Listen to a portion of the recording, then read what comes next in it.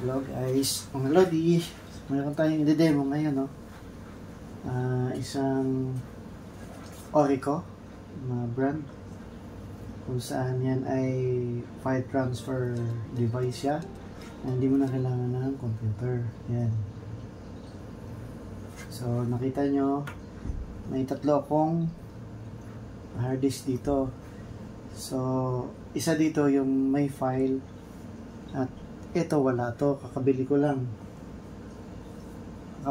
to galing sa Shopee.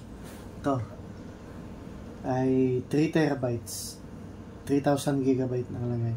So 3 terabytes siya or 3 TB. At ito namang mga files ko na nandito sa 1 TB or 1 terabyte ililipat natin dito sa bago, ko-clone para mayroon tayong backup yung kung sakaling masira ito, kasi kung mapapansin nyo marumi na, pinalawang na, marami ng mga pwedeng potential na masisira na to, pero good pa to.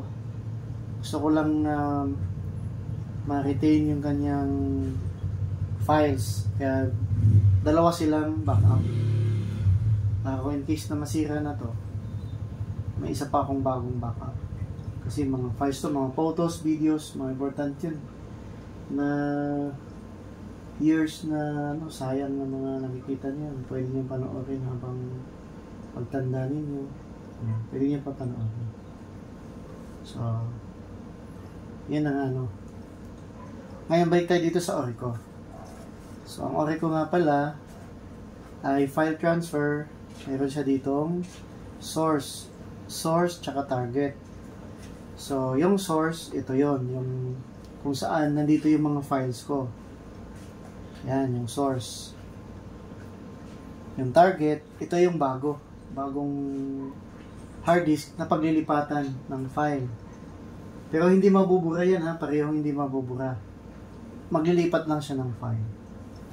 Tapos ito sa baba, andyan yung USB 3.0 niya. Ito yung ginagamit sa computer. Yan. Kung gagamitin mo siyang source or isa lang, parang external hard disk lang. Okay? Tapos mayroon siyang DC input.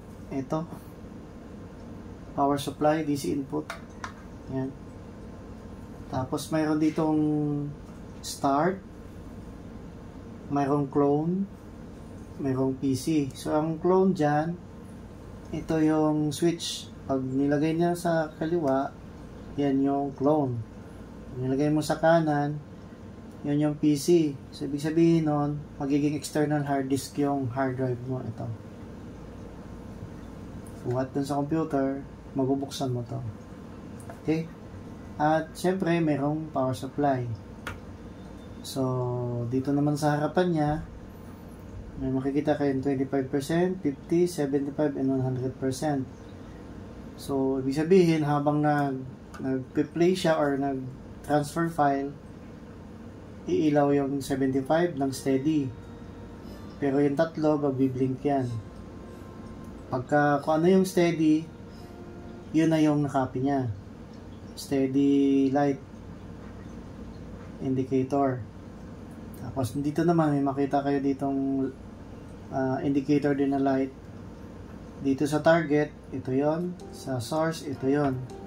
Iilaw yan ng sabay. So titignan nyo na ngayon kung paano nangyari.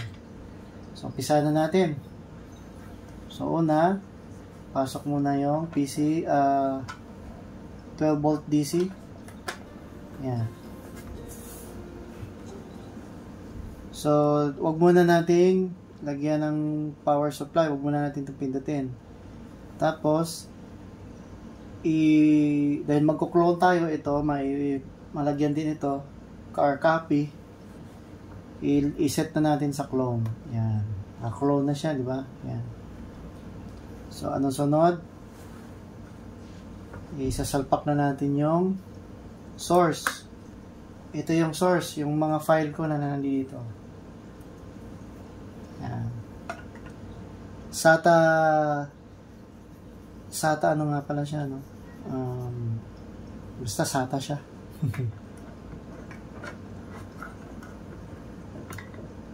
SATA input. Yan. Ganun din to, SATA. So, ito yung source.